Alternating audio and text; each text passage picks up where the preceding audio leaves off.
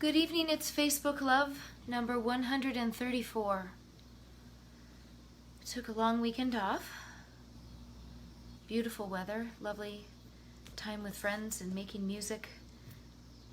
National Play Music on Your Porch Day, we did that, and that was lovely. But in the meantime, I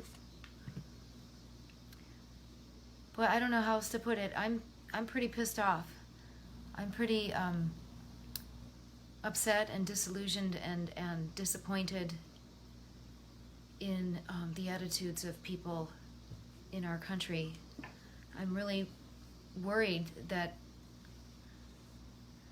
we have like a deficit of compassion and a willingness to overlook people's humanity for weird lies. I don't know what else to say about that. I read a poem which really moved me after I wrote a poem on Saturday while I was eating breakfast. And they're related. So I think instead of trying to explain how I'm feeling, I'm just going to read these pieces and tell you to get your fanny out there and vote. And you make sure everybody you care about and even people you just talked to on the street are registered and that they vote. We have to participate. We don't have any more chances.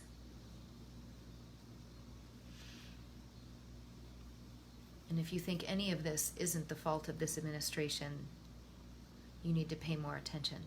None of this had to be this way. So many other countries are doing beautifully, managing with fewer resources than we have. There's no excuse for this. So I have a piece I wrote on Saturday over breakfast and another piece I read on Saturday a little later, like literally a half hour after I wrote this.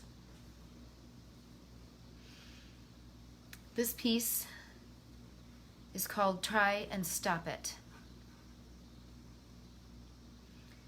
We are swimming in a sea change. Months of marches demand an end to acceptance of two American realities.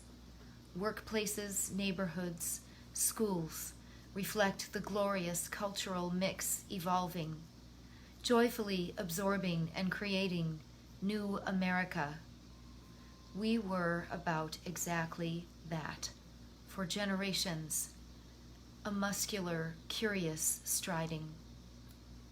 Twisted nostalgia for good old days, peddling a get-off-my-lawn kind of gripe, a doddery whining for everyone to get back in their place, play my sports, carry my bags, clean my house, sing and shuffle, or else. Jumbotrons on the People's White House lawn, the glare and riot footage, their sneering military fashion parades, barely dent our anguish, while they gloss over the 1,000 daily deaths from the new virus, ravages of firestorms, hurricanes, and deathly floods, the crop loss and careers destroyed, while police kill and maim again and again. The water is rising. The people speaking are not giving in. Whipping the horses and clutching your pearls while tiki torch racists, wannabes, holler their slogans. Can't slow the roll. New America is coming.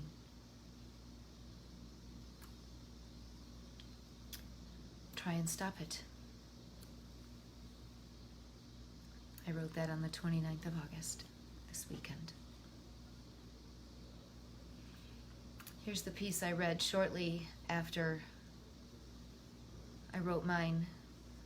This is by a poet named Leslie Honoree. It's titled, America, Come Get Your Children.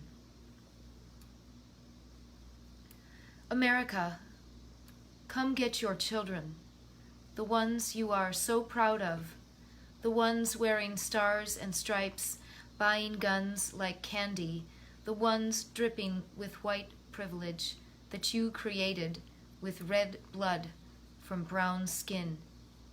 America, come get your children. Come get your kids, the ones flying flags of defeat, of history long dead, of a life they wished they had, of superiority they believe they have, the lies you whispered in their ears as you rocked them to sleep. Look away, look away, look away, Dixieland. America, come get your children, the ones terrorizing this country, the ones terrorizing the world, the ones never called a terrorist. Come get your rapist, your misogynistic, your appropriating, hating, bigoted offspring. You know, the apples that didn't fall far from the tree. America, come get your children, the ones running the country, the ones too cowardly to speak up, the ones that shoot into protests, churches, light torches, run cars into peace. Come get your diseased infants, entitled children in men's bodies, jealous girls screaming in women's voices. Come get this disgusting basket of deplorables that you nurtured on manifest destiny. The pale pink faces in utter disbelief that even though you put your knee on every brown and black neck you saw, we have fought back and risen, casting shadows on your children, and they rage when they learn that being a white, mediocre man is no longer enough. America, come get your children before they burn this stolen land down, and you with it. America, come get your children, by Leslie Honoree.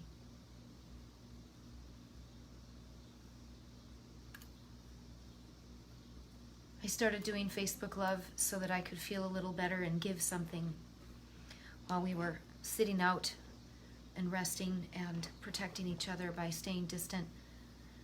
At first it was 2 weeks, then it was 4, then it was 6, now it's been something like 24 weeks. We're behaving ourselves, we're doing the best we can to stay healthy and to take care of those who become ill, as some will. But 1,000 a day is too much. Nearly 190,000 Americans are dead, and it didn't have to be this way, and you can't forget it.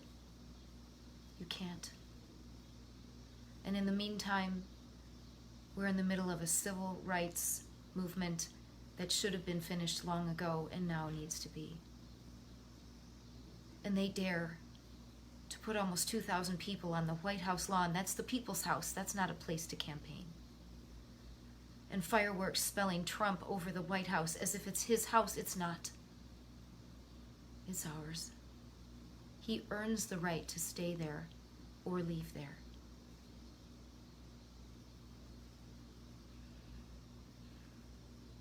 And I try to remember that hope is a thing that doesn't give up. And my hope stays alive. This is Facebook Love number 134. I'll see you again.